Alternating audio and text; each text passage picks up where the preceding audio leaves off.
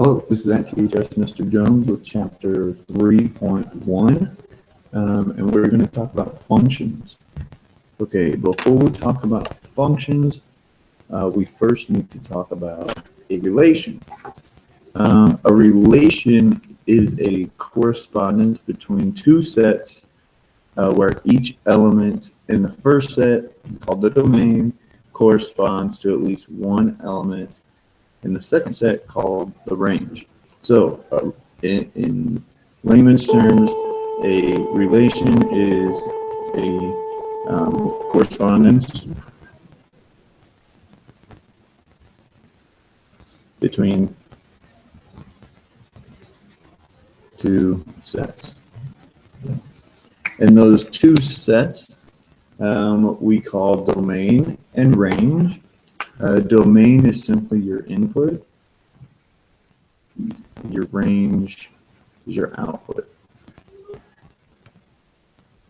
Okay, so anything can be a relation. Okay, if two things interact in some way, that's a relation.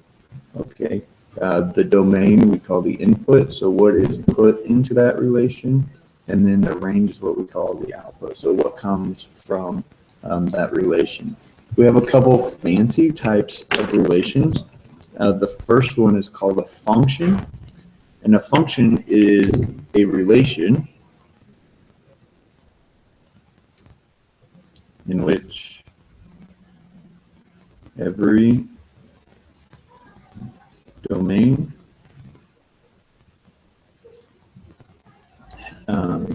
so a function, let me read you the technical definition. A function is a correspondence between two sets where each element in the first set, called the domain, corresponds with exactly one element in the second set, called the range. So function is a relation in which every domain has exactly one range. Okay, basically, if I go back up here, domain we normally say is X, and range we normally say is Y or F of X, which we'll talk about here in a little bit.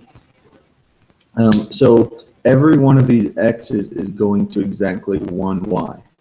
Okay, there's not an X that doesn't go to a Y, and there's not an X that goes to more than one Y. Okay, graphically, what does this look like? Okay, let me draw you some graphs here.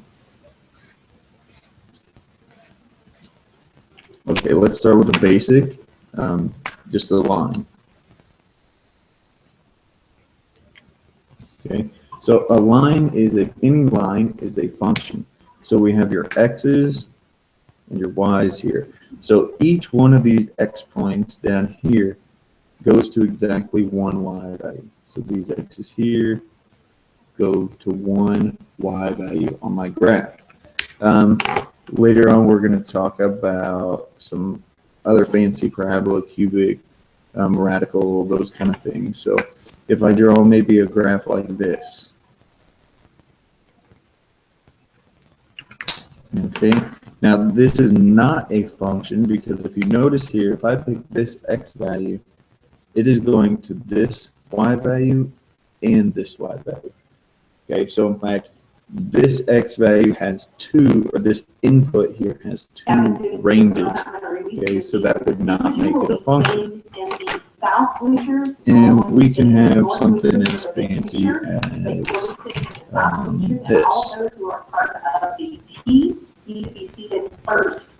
So at this time, if seniors could be dismissed to the stage now, that is a function. So even though it looks like these parts overlap, we have to remember what a open circle and a closed circle means. So this x actually comes up to this one, not this one. So each x here has exactly one y. We have a very simple test for this.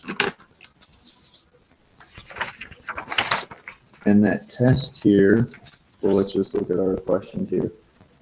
What makes a function algebraically and graphically? And how do you use function notation? So those are our two video questions this time. Okay, so we have what's called a vertical line test. Okay, so it basically will test a graph. So test a graph to see if it is a function or not. Okay, and the way this works is you're going to visually look at the graph, okay, and you're going to think, all right, here's my vertical line, a line straight up and down. If this vertical line, you'll visually scan it across your image here, or your graph. If this line touches my graph more than once, okay, it is not a function. So if we see we pass this line over my graph here, it doesn't touch more than once. If we do it on this one, you see it touches here and it touches here in a couple spots, so that is not a function. And here's a little bit tricky. You again have to remember your open and closed circles, but it doesn't touch more than once, so it is not a function. And just a side note here, your graphing calculators will only graph functions. Okay, so if you're trying to graph something super fancy, such as this, which is not a function, you're going to have, I'm not saying the calculator can't do this, but you're going to have a lot more equations in there before you can actually graph that out. Okay, so that's a vertical line test, and it's just used to test your graph, whether it is a function or not. Okay. The next thing we want to talk about is function notation, which you saw me write just a little bit ago. Instead of writing something like y equals 3x plus 5, now with function notation, everything is in terms of your input. So in this case, my input is x and my output is y. So I would want to write f of x equals 3x plus 5. Okay, now, what is this talking about?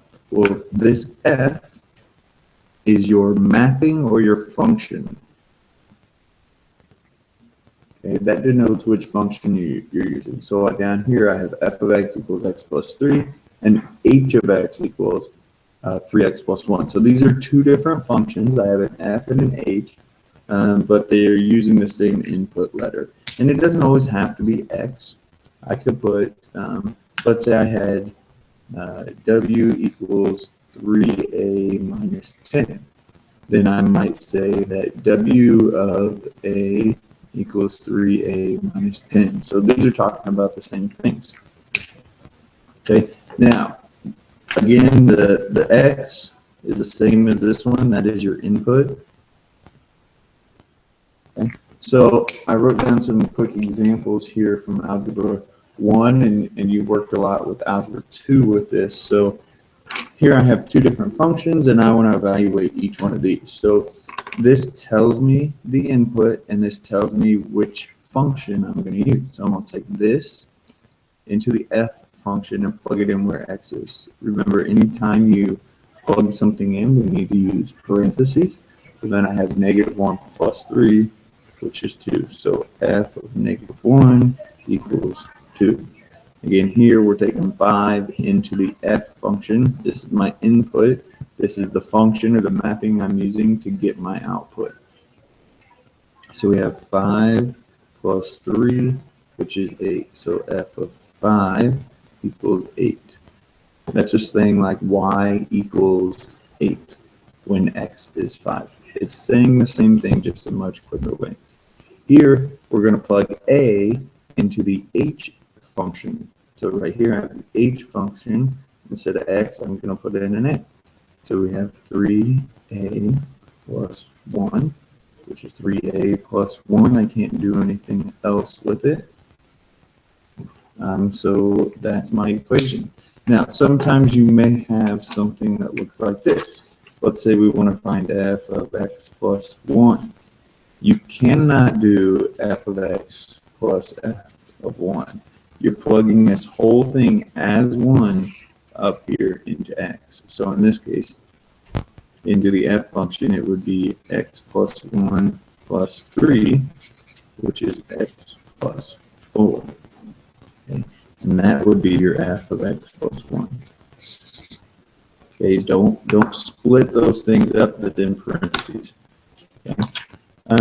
That's gonna cover it for functions. We have some word problems and other things that we can do in class, so we can look at those later. Here are your suggested problems. I will link the lesson video here. If you want to watch that and get some more practice, you can certainly do so. If not, ask me some questions in class. And this is at THS, Mr. Jones signing off. Follow me on Twitter.